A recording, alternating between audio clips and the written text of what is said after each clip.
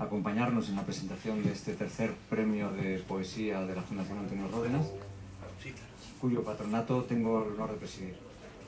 La Fundación Antonio Ródenas, esta es mi tarea esta tarde, no voy a hablar del poeta porque hay gente mucho más preparada que yo también formo parte del jurado y conozco los poemas, pero por supuesto les voy a ceder la palabra a ellos y por supuesto, también al propio poeta. Mi tarea en este caso es agradecer a todos los participantes en el premio, principalmente felicitar al ganador, que fue unánime, la decisión fue bastante rápida, o sea que tengo que decir que no suscitó ninguna duda, con lo cual eso pues quizás no sé si me haría algo, no llevará a propia satisfacción, pero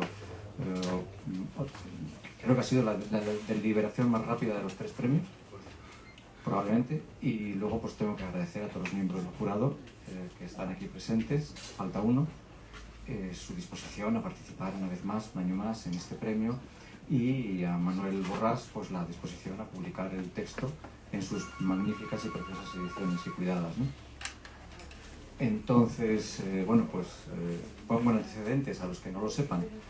Quizás alguno ha acudido a alguna otra presentación de este premio, pero por si acaso, pues espero que me rueguen, que me perdonen, pero voy a poner antecedentes a los que no lo sepan qué es la Fundación Antonio Ródenas, cuyo patronato presido digo.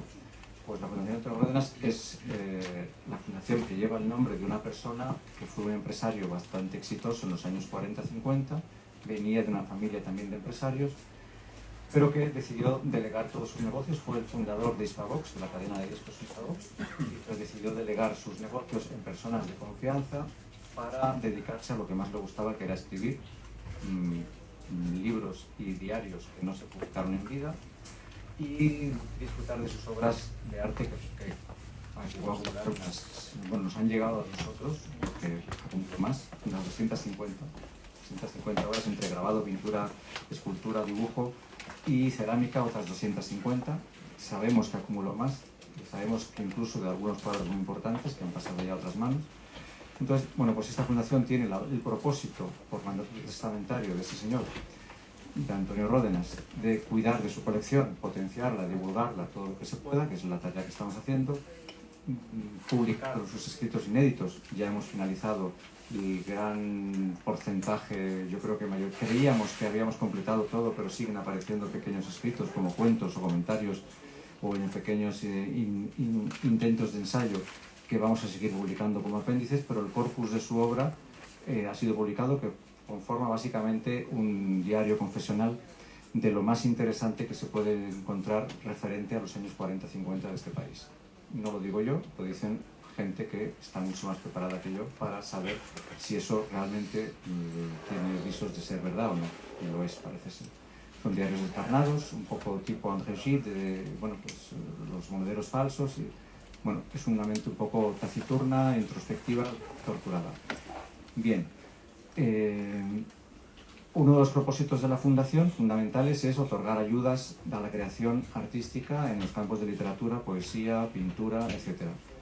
Y llevamos varios años ya otorgando premios de literatura. Hay nombres bastante sonoros en la relación de los premios que hemos estado dando, o becas. Y cuando decidimos cambiarlo a premio, asesorados por el sabio consejo de Mariano Perú, que está aquí presente, aconsejados también por él, decidimos cambiarlo a premio de poesía.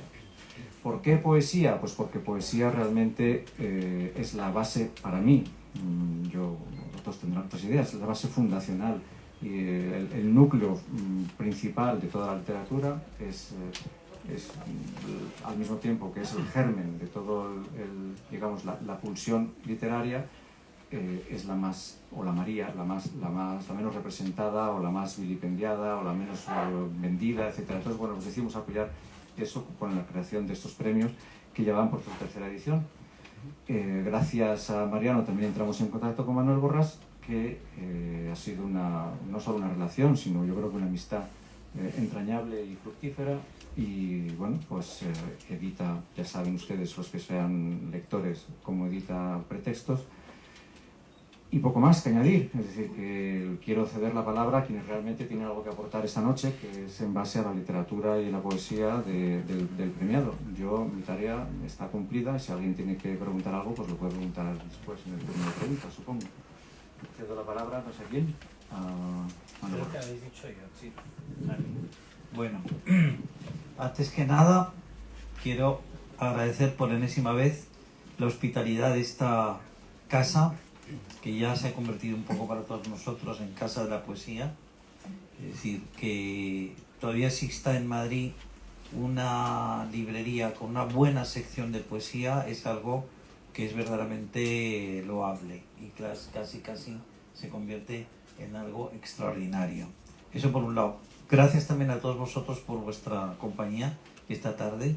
Sé que es un día difícil, un día previo, una víspera a un feriado como el de mañana, y bueno, pues a mí me ha dado mucho gusto verme rodeado de gente cuando pensaba que íbamos a estar a cuatro velas, pero bueno, me gusta que el efecto rectificador que tiene la realidad.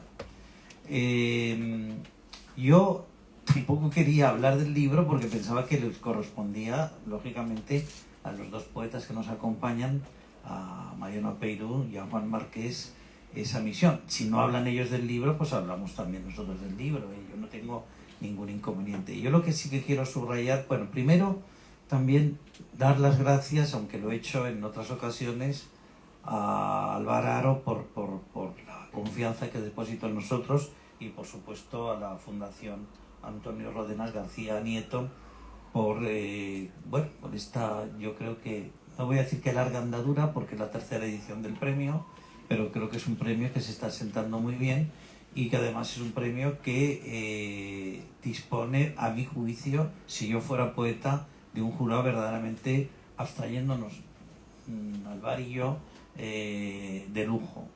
O sea, a mí que los tres poetas que sancionan este premio, que vienen sancionando este premio, para mí, si fuera poeta, desde luego sería un lujo que me bendijeran, ¿eh? Entonces yo creo que eso ya simplemente es como para celebrarlo. Y después decir unas palabras de José María Umbreño. Yo cuando se abrió la plica y supe la identidad del autor, me llevé una alegría inmensa, porque José María ya no solo lo reconocía como poeta, sino lo reconocía como un colega. José María ha tenido la heroicidad de inaugurar una colección de poesía, además dedicada casi íntegramente, yo diría, a Latinoamérica, o a la poesía que se hace en Latinoamérica, lo que él entiende que es la mejor poesía que se está escribiendo hoy en Latinoamérica. Yo, de hecho, ante la imposibilidad de conseguir algunos de sus libros, he tenido que recurrir a él para hacer el intercambio de cromos, que tampoco finalmente aceptaba, me mandaba graciosamente sus libros, pero en fin, estamos en deuda, José María. Pero quiero subrayar que a mí su condición de editor periférico, aparte de la periferia, digamos, más extrema, como era en su caso, y que además se hubiera dedicado con ese hincapié a tratar de difundir lo que él entendía como la mejor poesía latinoamericana, e incluso la más joven poesía latinoamericana, yo creo que eso tiene un mérito en sí enorme, porque sé las dificultades que eso entraña, porque soy editor y porque he sido también un editor con cierta vocación americanista, y sé que además hacerlo desde el lugar que él lo hace y con los medios con los que él cuenta, verdaderamente para mí es algo muy, muy admirable. Y aprovecho la ocasión para felicitarle y expresarle mi más sincera admiración por esa labor. Yo no sé lo que dirán los amigos respecto a los mapas transparentes, el libro que presentamos esta noche. Yo creo que se confirma a lo largo del libro, y con esto voy a terminar, algo que dijo Chuang Tzu en un momento, ¿no? Que el buen viajero no sabe nunca a dónde va, y el gran viajero nunca sabe de dónde vuelve. Yo creo que en esta frase está más o menos sintetizado lo que puede ser maravillosamente este libro. Lo dejo aquí y yo no sé quién es el que quiere hablar del libro. No, yo del poeta. Trae. Sí, muy buenas tardes. Yo también, en fin, gracias a Alberti por perseverar en aguantar poetas. Gracias a la Fundación Ródenas, no digo el nombre completo porque siempre digo, me equivoco, ¿no? Pero gracias a la Fundación por también perseverar en escuchar lo que yo tenga que decir sobre las cosas que llegan, ¿no? Y es verdad que no solo, bueno, el jurado no sé, pero es verdad que además es un premio que tiene un gran prejurado. Los lectores que tienen que cribar toda la avalancha de originales que llegan son dos poetas también estupendos y dos lectores muy competentes. Y es verdad, no voy a entrar en detalles, pero es verdad que no creo que no solo es la deliberación más fácil de las tres del premio, sino yo creo que de la historia de Europa, ¿no? Porque duró exactamente 15 segundos. O sea, fue muy divertida realmente, porque espero que ningún finalista me esté mirando por ahí, ¿no? Pero que, en fin, era bastante, aunque somos lectores, ya no poetas, sino lectores muy distintos los que estamos en el jurado, era bastante obvio que destacaba un libro, ¿no? Y así como las otras dos anteriores convocatorias, demuestran un poco la seriedad del premio, ¿no? Porque el primero lo ganó un poeta estrictamente inédito, ¿no? Argentino y desconocido en España. El segundo lo ganó alguien que tenía cierta trayectoria, pero que yo no habíamos leído nadie y que estaba un poco fuera de nuestro radar, ¿no? Español.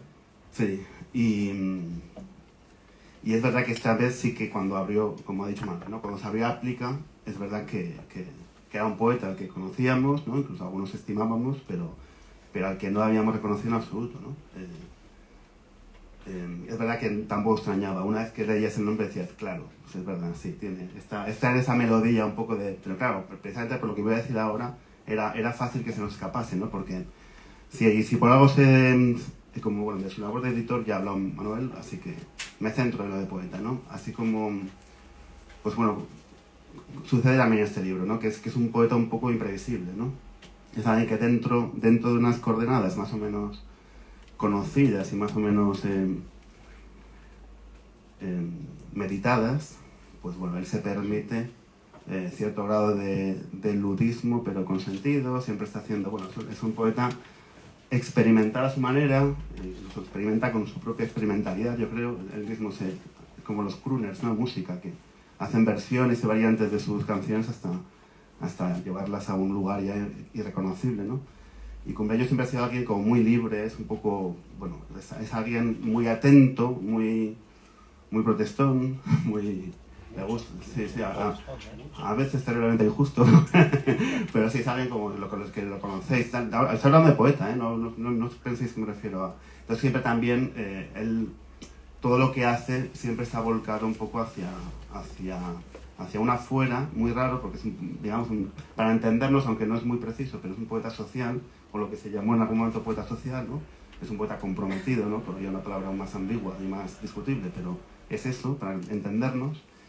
Pero en algunos libros, ¿no? Como el que le publicó Imanol Bertolo, ha demostrado que también es una variante de poesía social que es muy confesional a la vez, ¿no? Y que llega muy lejos en una confidencia que tal vez no está, ¿no? O sí lo es, pero se mezcla un poco el diario más íntimo, incluso privado, con una mirada hacia afuera, ¿no? Y una mirada un poco también vigilante de la política, de la sociedad, de la...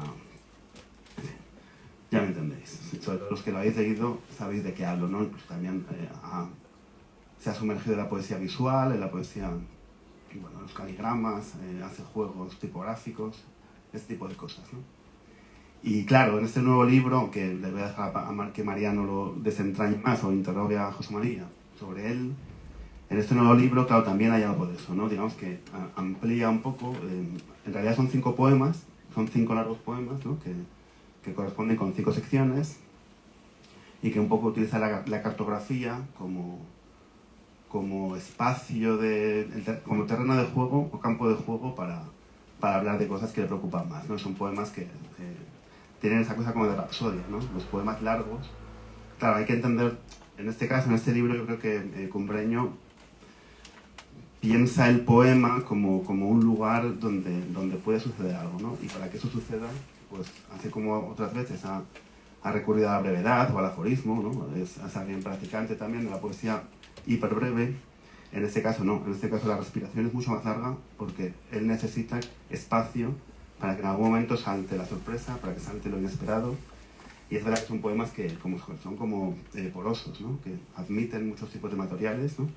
Ahí te sorprenden, ¿no? En cada estrofa, en cada párrafo, de repente hay como sorpresas, ¿no? Hay cambios de discursos, son poemas que admiten la intromisión de titulares, de noticias, de apuntes personales, de alguien que le llama, que le avisan que hay que cambiar el agua del perro. O sea, me lo estoy inventando, pero son ejemplos perfectamente verosímiles, ¿no? Hay como interrupciones o como hipo. O sea, hay diferentes discursos que siendo el mismo y siendo de una sola persona, no hay polifonía, no hay interrupciones, pero sí que hay volantazos, ¿no? Hay pequeñas sorpresas en el sentido. Ahí es gracioso porque hay uno que se llama Mapa Mudo y son 10 páginas, con lo cual menos mal. Y no sé más, bueno, también hay cosas ya de chismorreo, de alto chismorreo, ¿no? En el sentido cultural, ¿no? Con Breño aquí hay mucha información, supongo que más o menos real, ¿no? Aunque eso lo dudaría, ¿no? Conociéndolo, pero hay... Sí, o sea, digamos, recoge curiosidades, ¿no? Recoge curiosidades históricas, recoge curiosidades políticas o geográficas, por supuesto, es el tema, ¿no? O el tema aparente, o el el pretexto, nunca mejor dicho. O lo recuerda a otras, ¿no? Por ejemplo, de las ciudades de papel, ¿no? Que se llamaban en la Edad Media los cartógrafos, para asegurarse de que no los plagiaban, pues se inventaban ciudades, ¿no? Hacer un mapa enorme, entonces, entre Zaragoza y Cariñena, La Palmera, lo invento, ¿no? Y así cuando el cartógrafo de enfrente publicaba su propio mapa y aparecía La Palmera, podían denunciarlo, ¿no? También es absurdo plagiar un mapa. O sea, Lisboa está donde está, y Braga está donde está, y Coimbra, no sé muy bien, eso de vigilarse los mapas, pues no tiene sentido, pero bueno, en fin. Bueno, sí, o sea, digamos que el libro está lleno de ese tipo de anécdotas o de curiosidades, insisto, pero que una vez más no tiene un afán acumulativo, aunque de hecho haya acumulación, no hay un afán acumulativo, sino un afán de llegar a otro sitio, ¿no? Siempre los poemas acaban, bueno, o por lo menos contienen sorpresas. Al final el lector siempre acaba entendiendo cuál ha sido el impulso que le ha llevado a escribir eso, ¿no? Y todos los rodeos, todas las aparentes perífrasis están en el poema con muchísimo sentido, ¿no? Hay pocas extravagancias o pocos apuntes extemporáneos que no acaben explicándose de alguna forma, ¿no? O por lo menos sugiriendo su valor o su utilidad o su pertinencia. Y bueno, después si habláis o hablamos ya quizá diga algo más, pero de momento creo que voy a pasar la palabra a Mariano para ver qué dice. Gracias. Pues yo me sumo a los agradecimientos a todos los presentes de por aquí y de por aquí también, a la Fundación, a Manuel, a los compañeros del jurado y enhorabuena pública a José María. Es verdad, yo también tenía ganas de comentar eso, me parece que está bien que lo digamos todos, ¿no? O sea, que haya unanimidad también en eso. Hubo una unanimidad apabullante en el sentido de que no es mera unanimidad, sino que como que nos miramos y ya sabíamos cuál era el tipo, ¿no? Antes de decir nada... falló en el ascensor. Sí. Tú has dicho 15, alguien ha dicho, tú has dicho, Juan, creo 15 segundos, y yo estaba pensando que antes de que empezara a contar ya se sabía, o ya teníamos claro, de verdad que fue muy llamativo, ¿no? Es un ascensor grande, ¿eh? Ya lo he jurado. Estaban vestidos. En fin. No sé cómo piso la tienda. O sea, el libro es súper, no sé si lo habéis leído los aquí presentes, supongo que algunos sí y otros no, es un libro muy, muy contundente, ¿no? Resulta, quiero decir que produce un efecto muy fuerte, es como muy, no sé, tiene una energía muy fuerte. A mí me pareció de verdad un gran libro, muy interesante en muchos sentidos, y más que hablar de él, mi estrategia para estas cosas, como hay tanta gente que habla, o a priori parece que va a haber mucha gente que habla, es preparar unas preguntitas, porque me parece que está bien tirarle la lengua al autor. A mí siempre me gusta eso, y para estas ocasiones me parece especialmente adecuado, ¿no? Entonces, Lo primero que quería comentar son como comentarios, preguntas. Lo que ha escrito Juan es tal cual. Yo a eso lo llamo collage, ¿no? Esa es la palabra que a mí me viene. No sé si se podría decir, o alguien discutiría si esto eso no es un collage, o la traducción de un collage a la escritura o a la poesía, pero en mi cabeza esto es un collage tal cual, ¿no? Funciona con todos los rasgos característicos del collage pictórico, y me parece que me vino a la cabeza, releyendo el libro estos días, una definición de Adorno que dice que el collage es la negación de la síntesis. Y me pareció una gran definición del... O sea, me parece, ¿no? La tenía ahí guardada en la cabeza y vino y me apetece compartirla, ¿no?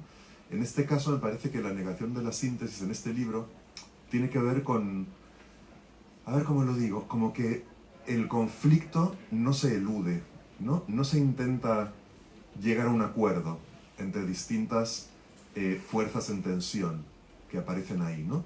O sea, vamos por los textos y aparecen voces que vienen de lugares muy distintos, reconocemos algunos la primera vez que aparecen y desde luego cuando aparecen otras veces, pero siempre hay lo que también algo se ha comentado por aquí como de zigzagueante, o de repente aparecen voces nuevas o la misma voz hablando desde otro lugar o desde otra época o yo qué sé, con otra sensibilidad.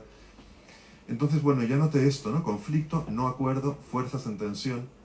Y luego avanzando más en el libro, vi que había unos versos por ahí que dicen: dos fuerzas iguales, al oponerse, instauran un equilibrio. Y me parece que es muy interesante preguntarte por esto, ¿no? Que nos hables un poco, si te apetece, sobre esto, ¿no? Sobre cómo está construido el libro, el tema de las fuerzas, ese equilibrio que mantiene la violencia, o sea, o así lo percibo yo, ¿no? No es como que la fuerza A y la fuerza B están en tensión y se llega a una síntesis, se llega a un acuerdo, se llega a algo, a una salida, ¿no? Sino que conviven con mucha violencia. ¿Y se va? ¿Sí? ¿Por qué se va? Sí. Bueno, antes de contestarte, Mariano, yo lo siento, voy a quedar en lo tópico, pero también voy a dar las gracias. Y evidentemente, en primer lugar, quiero dar las gracias al jurado, que tuvo la desfachatez absoluta de premiar un libro como este, tan extraño. En la editorial decimos que tenemos una categoría que es la categoría, entre comillas, raro que te cagas. No sé si este es un libro raro que te cagas, pero sí, desde luego, es un libro, bueno, extraño. Así que muchas gracias de verdad por leer con atención y por a los tres que estáis aquí, y a Abraham Grajera, que está en otra parte, tanto Juan como Mariano como Abraham. Yo se lo decía antes a Nicolás, por otros asuntos no sabía que estabais vosotros en el jurado, y cuando me llamaste, Álvaro, me llevé una alegría enorme, porque sois tres poetas a los que yo admiro hace mucho tiempo. Así que en primer lugar, gracias a vosotros, gracias a Manuel por permitirme, yo creo que cumplir un sueño de juventud, que era publicar en pretexto. Yo vengo de una ciudad que está en la esquina de la esquina, que se llama Cáceres, existe, créanme, a pesar de los trenes que salen ardiendo y estas cosas, existe. No es innecesario. Eso. Y entonces, yo recuerdo que en la Plaza Mayor de Cáceres, cuando yo era estudiante, había un señor, que ya murió, tenía una librería, y ese señor era como un anarquista encantador, porque tenía libros que no tenía nadie en toda Extremadura. Pues entonces yo ya sabía a quién me refiero, que era Vicente. Tenía una librería, y además tenía Y era fan fue de Extraño. total, tenía el catálogo, bueno, si no entero, pocos le faltaban de pretextos, y para mí cada libro de pretextos era una celebración. Así que, Manuel, de verdad, 1.000.000 de gracias. Y gracias, distinguido público, y lo de distinguido público lo hago adrede por seguir las palabras de uno de mis maestros, de mi admirado Gonzalo de Obayal. Digo distinguido público porque os distingo perfectamente, porque me hacéis sentir como en casa. Aquí no solamente hay varios poetas liliputienses, incluso alguien que viene de Argentina, Daniela, muchas gracias. Y poetas a los que yo, pues ellos lo saben, ¿no? Primero público y luego conozco. Y de algunos de ellos incluso me hago hasta amigo y todo.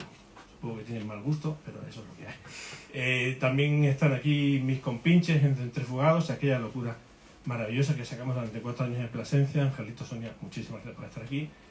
Y después está alguien a quien yo veo poco, pero admiro y quiero con locura, que es mi admirado Imanol Bertolo. Y Manol, muchas gracias por permitirme ese privilegio absoluto que fue poder publicar en papeles mínimos. Así que muchas gracias.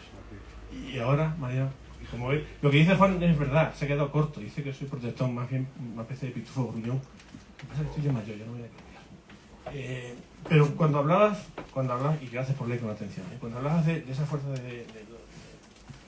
o ese equilibrio, ¿no?, que está hablando fuerzas que se oponen, sí, creo que es cierto. Y creo que es algo que me interesa desde hace mucho tiempo. Yo soy profe de instituto, tengo la suerte de trabajar en algo de lo que sigo enamorado. Llevo 26 años dando clases, que vértigo, por Dios. Pero yo reconozco que me gustan los chavales, ¿no? Y me gusta mucho curiosear en lo que ellos estudian, en lo que ellos... Yo soy un enamorado de la física y de química, de las matemáticas, porque me parece que es pura poesía. Borges lo decía, ¿no?, que el lenguaje que más se parecía a la poesía era justo el lenguaje matemático. Y es algo que me importa y me interesa desde mucho tiempo. Recuerdo que hace unos años, cuando Emilio Torné también, bueno, pues otro de mis sueños, ¿no? Efectivamente, sí, me dejó sacar un par de libros en esa colección como la de Calabur. Pues él me hablaba también de algo parecido, ¿no?, de esos equilibrios que muchas veces van... Y el libro creo que está construido con esas fuerzas, ¿no?, con esas fuerzas que son como flujo y reflujo, ¿no?, ir y venir, y como decía Juan, es verdad que es un libro que bebe del aforismo, pero que va creando esa es mi intención, mi intención, que era crear ese ritmo, pero siempre con extremos que parecen contrarios, pero que terminan no siendo. Creo que he hablado mucho. No, a mí se me ha hecho corto, al menos. Otra cita que me vino a la cabeza, creo que es la última que tengo apuntada, es nada menos que de Beckett sobre Joyce, ¿no?, que dice: Joyce no escribe sobre algo, escribe algo. Me gusta muchísimo esa cita, parece una chorrada, no lo es en absoluto, es una manera de nombrar algo imposible de nombrar, ¿no? Tiene que ver con no usar la escritura o el arte como un espejo para la realidad, sino como otra realidad, ¿no? Crear una realidad en vez de reproducirla o interpretarla, ¿no?, aunque al mismo tiempo se reproduce e interpreta. Creo que el libro funciona así, en muchos sentidos también, o sea, va en esa tradición, ¿no?, va en esa tradición de crear un mundo al mismo tiempo que habla sobre el mundo, añade algo al mundo, etcétera, interpreta el mundo, se coloca frente al mundo, toma partido en muchos casos, pero sobre todo crea un mundo, ¿no? Puede hacer muchas cosas contradictorias, eso tiene que ver con la idea anterior, ¿no? Puede hacer muchas cosas contradictorias un poema. Esto no es algo que se pueda decir de muchos objetos o productos humanos, ¿no?, que puedan hacer simultáneamente cosas contradictorias. Un poema puede hacerlo, no siempre lo hace. Algunos poetas logran que lo haga, ¿no? Y yo creo que... No siempre lo consiguen. Claro, no siempre lo consiguen, pero cuando lo consiguen, pues es un alto estado de ser poema, ¿no? Y hay algo que, bueno, tenía esta idea en la cabeza también, esto me pasó lo mismo que con lo anterior, ¿no? Tenía la idea en la cabeza desde que empecé a leer, y al ir avanzando por el libro encontré alguna cita que tiene que relacionar con esto, ¿no? Lo anterior no quiere decir, lo anterior no significa, lo anterior quiere decir, lo anterior significa. Si no hacemos nada con esas palabras, se van, desaparecen, ¿no? Pero si las miramos con atención o las escuchamos con atención, hay mucho que sacar de ahí, ¿no? Hay mucho que tirar de ahí. Para empezar, el tema ese del significado frente a querer decir, ¿no? Es medio sinónimo. ¿Qué quieres decir con esto? Es como, ¿qué significa? Pero no es lo mismo, ¿no? Esta frase quiere decir no sé qué, pero no es lo mismo de que signifique, ¿no? Bueno, en fin, me parece un temazo sobre el que escribir varias tesis doctorales. Entonces la pregunta es, ¿cómo resumes tú tu tesis doctoral sobre este tema que estoy planteando? De la creación del significado, del poema como generador de mundos, etc. Mariano, ojalá mis poemas pudiesen hacer eso que describes, no lo sé, creo que eres muy generoso. Pero sí es algo que hay una cita de Bertolt Brecht, ¿no?, que en uno de los poemas que dice también algo parecido. A ver, esas cuestiones que tienen que ver con la semiótica, con la pragmática, me parecen fascinantes, ¿no? Siempre en clase lo decimos, ¿no?, que no es lo mismo decir que querer decir que decir sin querer, ¿no? Y ahí justo, ¿no?, creo que en esos intersticios, en esas grietas, en esas fisuras es donde puede comenzar el poema, ¿no? De todos modos, en mi caso, claro, después de haber leído a alguien como Mario Montalbetti, ¿qué voy a decir? No, él, por ejemplo, es el gran lingüista y alguien que se pregunta si el poema construye una realidad, si la interpreta. Para mí eso es una pregunta muy interesante, ¿no? Es verdad que muchas veces la gente que escribe poesía nos pasamos la vida entera mirándonos el ombligo, eso es cierto, ¿no? Y alguien que, bueno, que simplemente lea, que parece que es algo fácil, pero que realmente es muy complicado, le suena un poco ajeno, ¿no? A mí me interesa más esa poesía que viene de la realidad. De la realidad, sí, es que la realidad sí existe, en la antropología, ¿no? Yo estoy casado con una antropóloga y ella pues, me ha enseñado que la realidad no existe, ¿no? Que es una construcción cultural. Pues a mí me interesa mucho eso, ¿no? Me interesa cómo las palabras en el fondo no son más que una máscara, que es un tema antiquísimo, pero cómo el poema puede tratar de no sé, tratar de arrinconarlo, tratar de arrancar algo. A mí, por eso, por ejemplo, antes hablaba de Daniela, que está aquí, y la poesía argentina a mí me interesa un montón, porque creo que sí que consigue pasar del dicho al hecho, ¿no? Y muchas veces se fijan en un detalle aparentemente nimio, baladí, cualquier anécdota, y a partir de ahí van construyendo una realidad de un poema que no es la realidad del que ellos estaban hablando, ¿no? Pero sí, realmente a mí es un tema que me fascina. Es como lo del juego de opuestos. Creo que es algo que bueno, ya lo decía Adriano, ¿no? Cuando hablaba del horizonte, decía, el horizonte está allí, doy 10 pasos y el horizonte se aleja 10 pasos más, ¿no? Doy otros 10 pasos y vuelvo a alejar, ¿no? Y alguien me pregunta, ¿para qué sirve el horizonte? Y dice, justo para eso, no para seguir caminando. A mí me parece que ese intento merece la pena. Bueno, tengo otras dos citas que encontré en el libro, dos frasecitas, dos versos, que me parece interesante relacionar, ¿no? En un momento dice, la vida siempre es un país extranjero. Y luego dice más adelante, no, más atrás, quiero recordar, no entiendo su idioma, pero estoy enamorado del país. Son como dos poéticas distintas, ¿no? Dependiendo de la mirada, ¿no? O sea, podemos ver lo extranjero. Ay, perdón, que no estoy oyendo. Perdón, además es tan interesante lo que estoy... dependiendo de cómo mires, ¿no? Ves lo extranjero, ves lo raro, lo extraño, lo desconocido, o ves lo familiar, ¿no? Vale, yo estoy pensando en esto, ¿no? A partir de estos versos. No entiendo su idioma, pero estoy enamorado del país. Entonces mi pregunta, bueno, para como generalizar un poco, ¿no? Sería... llevándolo al terreno de los poetas, ¿no? De cómo escribimos o escribe la gente, pues hay gente que se fija especialmente, porque por el motivo que sea, en lo raro, lo extraño, lo ajeno, lo incomprensible, podemos decir también, y otra gente que se fija más en, tú has mencionado algo de esto, ¿no? Los pequeños objetos de la vida, lo que pasó ayer, yo qué sé, cosas más concretas, y tratan de, que también son incomprensibles, por cierto, pero tratan de entender eso, ¿no? Podríamos decir incluso por la primera categoría, gente que hace preguntas y la otra gente que ofrece respuestas, algo así, no sé si es demasiado maniqueo, incluso para mí, pero bueno. Entonces, la idea es, ¿qué opinas de estas maneras de mirar, no? ¿Estás de acuerdo? Te parecen dos categorías interesantes, te lo pregunto como escritor, como lector y como editor también, ¿no?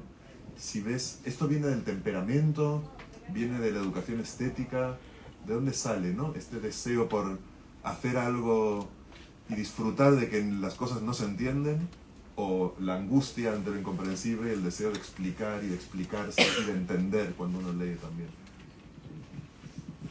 Bueno, angustia creo que en mi caso no, me parece. Siempre, no sé, se ha dicho que solo el extranjero ve cuando mira. Y creo que bueno, hay algo de ahí, ¿no? Yo vivo en una ciudad que es patrimonio de la humanidad, que es hermosísima, pero creo que, como le pasa a todo el mundo que vive en una ciudad como esa, ¿no? Que está uno tan acostumbrado a esa belleza tan descomunal que terminamos ya no apreciándola, ¿no? Me interesa mucho esa imagen del de fuera, pues del de fuera puede estar en cualquier sitio. Tú has empleado antes el adjetivo normal, que es un adjetivo que a mí me encanta, pero para desmontarlo, ¿no? Yo, por ejemplo, claro, en clase siempre le pregunto a los chicos ¿vosotros conocéis a alguien que sea normal? Y me terminan respondiendo que no. Y afortunadamente, ¿no? Lo de la normalidad es algo que estamos acostumbrados a enunciar, pero creo que hacemos bien en no tomarnos demasiado en serio. Ese punto de vista desde fuera... Sí, sí, desde luego, sí. Pero además que no existe, Manuel. O sea, es que esa es la historia. Lo mejor Pero, que parece que no existe. claro, es que me dice, además que no existe. No, claro. Pero ese punto de vista del extranjero, del que mira de fuera, a mí me parece que es fascinante, ¿no? Por ejemplo, Antonio Gómez, que Antonio es quizá el poeta visual en España más destacado, es alguien que creo que a muchos nos ha ayudado a educar la mirada, a mirar desde fuera, ¿no? Cuando él, por ejemplo, resulta que durante 3 meses a cada presentación que iba se llevaba un melón al que le colocaba una corona y hacía que todo el mundo pasase con el rey melón, me parece que es una crítica a la institución de la monarquía, pues como pocas, ¿no? O por ejemplo, claro, es algo muy de las vanguardias, ¿no? Mirar desde fuera, ¿no? Cambiar el punto de vista de la realidad, y creo que alguna vez también se suele decir, ¿no? Cuando se habla de la imaginación, a mí, yo, por lo menos en mi caso, humildemente, la imaginación me parece que está sobrevalorada y que lo único que tiene uno que aprender es a mirar, a fijarse en los pequeños detalles. Mi madre durante muchos años trabajó en una administración de lotería. Yo creo que a mí eso me enseñó mucho a mirar. Pues a mí me encantaba cuando yo trabajaba en Zafra, en el Medralejo, en el sur de Badajoz.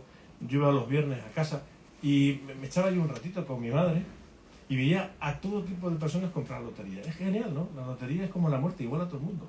Allí el rico, el pobre, que tiene, el que no tiene. Entonces, ese desfile, no como la danza de la muerte, porque no es eso, pero ese desfile de personajes, ¿no? Que creo que es muy interesante cuando alguien escribe por lo de, igual que por ejemplo los probadores. ¿Alguna vez he escrito sobre algún probador de Zara o de alguna de estas? ¿Habías entendido probador? No, probador. No, los probadores creo que son más interesantes que los probadores. El probador de Zara mola, ¿eh? Sí, bueno, pero no, es el probador. O sea, los probadores igual me parecen sitios fascinantes, porque uno es capaz de captar trozos de conversaciones, no hace falta, Juan, trozos de conversaciones que luego va componiendo, ¿no? Entonces, esa es la mirada del extranjero, del que está afuera, ¿no? Y eso es lo que creo que cuando uno compone o pinta o esculpe tiene que tratar de desarrollar. El elemento, bueno, perdón, una cosa. El elemento de collage tiene que ver con eso también, ¿no? Como con no tener una especie de centro que podría ser el yo, sino ir poniendo micrófonos por ahí, o poniendo la oreja y oyendo cosas y mezclándolo después, ¿no? El concepto de collage, o el concepto, fíjate que Fostel, sabéis que era uno de los padres del Fluxus, a 11 kilómetros de la ciudad donde yo vivo, hay un museo, la parte de Cáceres, que es asombroso, y Fostel hablaba del decollage, más que del collage, ¿no? Cuando él, esto lo empezó en Berlín, ¿no? Esos muros sobre los que se iban superponiendo un cartel sobre otro cartel sobre otro cartel, y él, en vez de unir, lo que iba rompiendo, ¿no? Iba rompiendo en busca de la capa inferior, ¿no? Y claro, esa superposición de mensajes era lo que creaba, ¿no? Es como una especie de collage, pero a la inversa. A mí me gusta pensar que intenta algo parecido, no sé. Vale, bueno, es que yo soy de Zaragoza, entonces llevo un rato sin enterarme de nada y... Solo entiendo del melón, eso sí. No, te quería preguntar... ¿Por qué no lo asumes como algo personal en vez de culpar a la hermosa ciudad? Que... No, te iba a preguntar por la... Bueno, este verano en Soria... No, era broma, no sé... No. Acabo de darme cuenta de que esto podía interpretar como que me cachondeo tus preguntas, jamás, en absoluto. Pero, por supuesto no, hablaba de la abstracción. Que... No, te dice, este verano en Soria, donde bueno, montan una feria del libro bastante estrafalaria, pero muy divertida, muy graciosa, sobre poesía, donde el pretexto es el año que viene, creo. Y Putiense también. 8 años.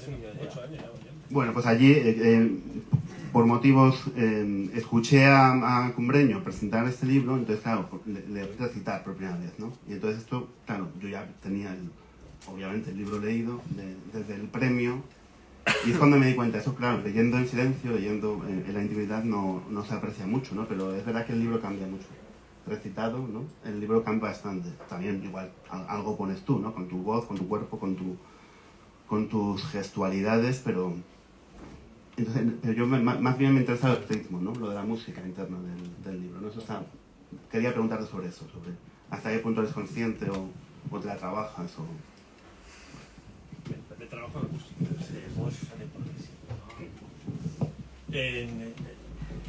No sé si es música, bueno, si es tono, si es ritmo, ¿no? Creo que no llega a ser. Bueno, tú como hipoteca, ¿no? No sé. No quiero